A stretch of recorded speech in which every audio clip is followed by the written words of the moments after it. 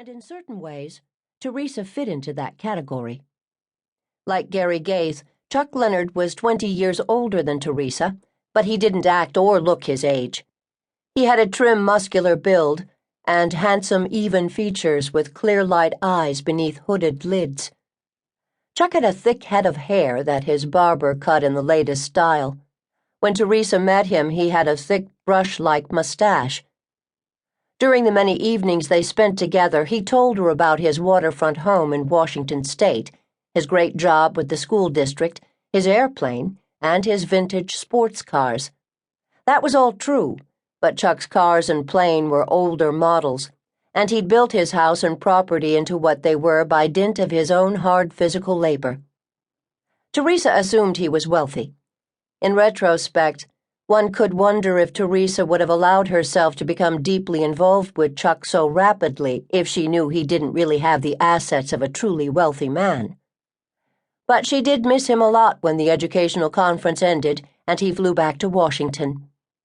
He missed her more. Chuck wrote to Teresa 3 times a day, mailed sentimental cards, and sent her flowers from his own garden, carefully packed in green tissue paper with water-filled glassine tubes, so that they arrived in good condition. Teresa's heart wasn't totally devoted to Chuck Leonard. In 1987, before she met Chuck, she had carried on an intense affair with another man for 6 months. His name was Nick Callis, and she'd met him when she went to Hawaii to work. Callis was a realtor, and Teresa went to his office inquiring about housing. They were both single, and they could not deny the immediate chemistry between them. But after 6 months, Nick still hadn't made any move toward a permanent relationship, so Teresa returned to New Orleans. They exchanged cards and phone calls from time to time. After she met Chuck, Teresa wrote to Nick and told him that she would be living in Washington State. Not long after, Callis married someone else, and he lived even farther away from New Orleans than Chuck did, in Hawaii. Nick was the same age as Chuck, but beyond that, they didn't resemble each other. Callis was well on his way to becoming rich, while money mattered little to Chuck. Like most men of Greek heritage, Callis was dark and swarthy and boldly handsome, with a head of thick, wavy black hair. Teresa knew Nick was wealthy because he'd shown her many of the properties he owned.